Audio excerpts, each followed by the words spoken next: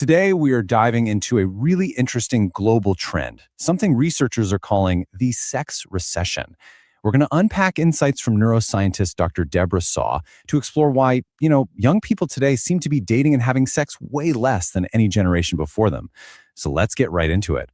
And this right here is the central question. It's a huge shift in how we connect with each other, and it's a phenomenon that's been on researchers' radar for years now. So, what is really going on? To get to the bottom of it, we're first going to define what this sex recession thing even is.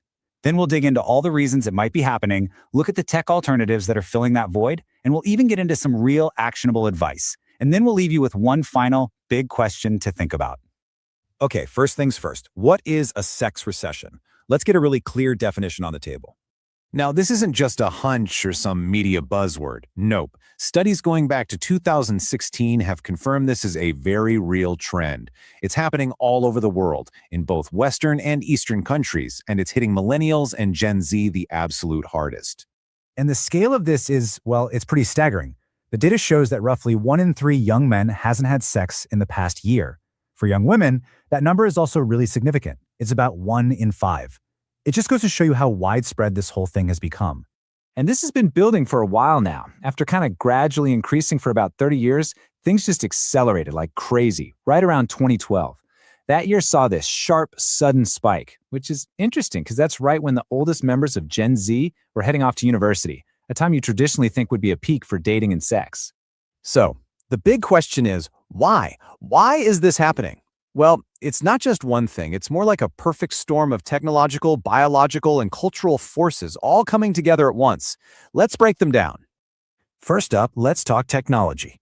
Easily accessible porn provides instant gratification, which Dr. So says leads to sexual lethargy. I mean, it's just so much easier than pursuing a real partner. At the same time, you've got social media, which seems to be polarizing the sexes, and dating apps that kind of encourage endless swiping instead of, actually meeting up. But it's not all digital. There are some potential biological factors at play here too. Things like environmental toxins, which might be lowering men's testosterone and their sex drive along with it. And of course, we can't ignore mental health. Depression rates are rising, and when that happens, the motivation to go out and socialize just naturally drops. This is even linked to what we eat, with things like ultra-processed foods being tied to higher rates of depression. And finally, you have these huge sociocultural shifts. The source material argues that in this post-Me Too world, a lot of men are just plain scared, that making a clumsy approach could have absolutely devastating consequences for them. This gets amplified by social media, where you see some influencers complain about being approached, which can make men not even want to try. The source also contends that some diversity and inclusion initiatives are perceived by some as penalizing men, which adds yet another layer of complexity to the whole thing. And this stuff has a real-world impact. Dr. So says she hears this directly from young men. They see these online videos and just decide, you know what, I'm opting out. I'm not going to approach women. Even though, as she points out, most women probably do appreciate being approached in a respectful way. So if young people are stepping back from real-world dating, where is all that energy and interest going? Well, it's being channeled into technological substitutes. And the contrast here is just stark. A real relationship is messy, right? It takes work and compromise and courage. An AI companion, on the other hand, is literally designed to be effortless. It's always agreeable, it focuses only on your needs, and it's available 24/7 without any risk of rejection. For anyone who's frustrated with modern dating, you can see the appeal. It's obvious. Okay, so we've defined the problem, we've explored the causes. But it doesn't just stop there.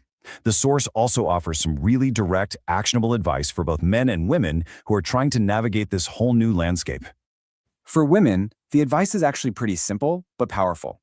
First, if you're interested in a guy, be obvious about it. Men are trying to navigate this climate of fear, so your subtle hints probably aren't going to cut it. Second, smile. And there's some cool neuroscience here that Dr. So points to. Seeing an attractive smiling face actually activates a part of the male brain that makes them feel almost biologically compelled to approach. And for men, the advice really focuses on self-improvement to rebuild that motivation and confidence. First, your diet. One study showed that just cutting out ultra-processed foods put depression into remission for a third of the participants. Second, try taking a 30-day break from porn and see if that renews your drive for a real connection. And finally, just get back to basics. Go outside, get some sunlight, and focus on your physical and mental well-being, away from all the screens. So we've covered the what, the why, and the what to do.